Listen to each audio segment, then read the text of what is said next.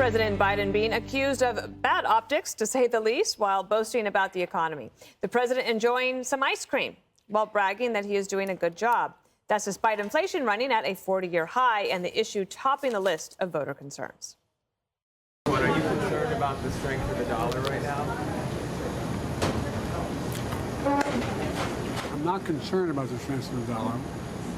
I'm concerned about the rest of the world. Does that make sense? Can you explain that? Yes. Our economy is strong as hell. Inflation is worldwide. It's worse off everywhere else than it is in the United States. But the American people feel differently. Nearly 78% think the economy is in bad shape under Biden, and 71% of people say their family has had to cut back just to afford the necessities. The New York Post highlighting the pain your 401k plans are feeling. $2.1 trillion have been wiped this year. All that bad news is dragging Democrats down on the campaign trail. But Pete Buttigieg thinks the problem is that the president, he has just been too successful. There have been so many accomplishments, right? The CHIPS Act that's bringing manufacturing back to the United States, the PACT Act getting veterans the benefits they deserve, of course, the infrastructure bill, the Inflation Reduction Act. On top of that American Rescue Plan, in some ways, having achieved so much legislatively makes it hard to talk about it all at once because there are just so many accomplishments. Judge, I imagine that the Chief of Staff, Ron Klain, probably got some calls after that viral video of the ice cream saying this is not helping our situation. You know, Dana, I couldn't help but think about Marie Antoinette, like, let them eat cake. You know, I'm eating my ice cream. But, the crazy part about this whole thing is, as the president and Buttigieg talk about how great the economy is, your average American is sitting there trying to figure out whether they buy chicken this week or eggs this week or meat this week. And, now the gas is going back up. How much do they have to plan for? Now that the winter's coming, how much do they have to plan to heat their house? And I just find it so incredible that it's so easy to say our economy is strong as hell and inflation is not a problem. And Buttigieg says, thank goodness for the American Rescue Plan, which it's a general consensus among economists that it has contributed to inflation. But I have this list of G20 countries. He says it's the rest of the world that's suffering. It's not the rest of the world. It's like China's doing better, Japan's doing better, Saudi Arabia's doing better, Switzerland, France, South Korea, Indonesia. They don't even know the facts. And yet they're trying to convince the American people that things are better. You're just too stupid to get it. Jessica, I have a theory, and since you are a mom of a young one, you don't have school-age children yet, but let me run this theory by you. In August, the president had ticked up a little bit in approval. Gas prices were coming down. In September, that got reversed, and in October, then you see the inflation numbers are down. But that poll out of the New York Times today saying that independent women, they've had this huge swing from Biden to Republicans. And one of my theory is that one of the things that very much focused the mind was the beginning of school and how expensive it is to get your kids back to school. So it's all the shopping that you have to do, school fees, sports fees, the uniforms, and everything cost a lot more. And that it began to feel overwhelming to women in America that the economy was just not going to get better under Biden. I like it. That's a theory. It sounds good to me. Anything to explain a swing of that level, I was totally floored. Not only did women go to a split of 47-47, but the independent women, Democrats were up 14 points, and now the GOP has an 18-point edge. Right. That's astronomical, especially when you think about how dependent the Democratic Party is on the support of women, especially college-educated women, where they still have an edge, but much, much smaller. People are settling back to regular life. We've had a month and a half being back at school. People are back to work in offices now. They're commuting. They're having to fill up their gas tanks. That's a lot more. Activities, thinking about vacation. Thanksgiving's coming up. How much will it cost to go visit family? Then the holidays come, presents, et cetera. So all of that is top of mind. And when you look at the New York Times Siena poll, which I don't know if it, portends that this will be a trend, that now the GOP will be up 3-4 points.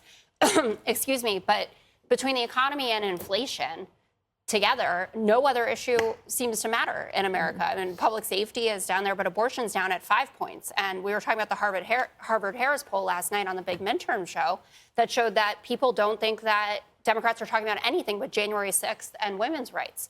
And that spells absolute disaster for the midterms night. Jesse, take a listen to this is how the Biden team, they got sent out to try to spin this over the weekend. I think we have this call for watch here. The many parts of the bill will start to take effect next year. For example, there are tax credits for energy to help people weatherize their homes and also bring down other forms of energy costs. We are doing all we can to ease inflationary pressures, and we see results. It's going to take some time for those results to get into the price index. We'd like to see that happen a whole lot faster. Elements of the Inflation Reduction Act aren't going to kick in for a while. We're facing, broken global supply chains that we have to address. You think that was going to answer the mail? Well, if you wanted someone to tell you a bedtime story, Michael Bennett really can do it for me. Can't even remember what I was going to say, but that is some smooth baritone. Here it is. Let's talk ice cream. Okay. Yeah. The symbolism of a grown man holding an ice cream cone is awful. Men should only lick ice cream cones on vacation. Licking an ice cream cone as a man is a very personal thing. It should not be done in public. He is on vacation. Maybe he's always on vacation, so I guess he can get away with it, but you're really exposed. Your tongue is out, you're licking something. You can't do it. If you have to have ice cream, get it in a bowl. Yeah. Use a spoon for the ice cream. Hold anything. Hold a press conference. Patenate it in a bowl. Hold a meeting, yeah. You just poured it down his gullet in a bucket. But the sight of a man in a suit, the commander-in-chief, licking an ice cream cone and saying the economy is strong as hell, that will live in infamy. Like Dukakis in the tank? I was going to say, like, mission accomplished, Dana, but I'm sorry. But it's almost worse than mission accomplished, because at the time we thought the mission was accomplished, we know now the economy is not strong as hell. And he's still saying that. So that's going to run in ads forever. I'm going to give advice to Democrats on how to talk about the economy. I shouldn't do it, but I will. Joe's so simple, he thinks when people are adding jobs, the economy is good, and people lose jobs, the economy is bad. It's not that simple right now. You can still be adding jobs because we're coming out of a pandemic, but people can't afford anything because of rates and high prices. So this is what he has to do. He has to say, yeah, jobs, yay, I'm the best. And then he has to feel their pain on all the other stuff they're getting hammered on, and then blame Wall Street and the big banks and big business for price gouging, because that's what Democrats do. That's how you do it. Mayor Pete, I expected more from him because he's supposed to be the smart one. This is the McKinsey guy. Now, at McKinsey, they don't teach you to say, we did so many good things, I can't choose one. You just have to pick 3 things and repeat until the audience grasps it. Well, one of the things that Celia Rouse said was that, don't worry, there's going to be tax credits to weatherize your home. Yes. Even though eggs are up 30%. Exactly. You're also going to get a coffee maker. You're going to get a tax rebate on your coffee maker. Because I don't know if you guys realize this. My coffee maker runs on fossil fuels. So if I get a new one, like a different one, is there one? For like $100. Yes, then I will get a rebate. Look, I got to go back with what Jesse was saying, the outrage about the ice cream. There are 18 million people who are lactose intolerant. So when he comes up there and he's with that ice cream, basically what we call that, my group of people, when we meet, we call that ice cream face.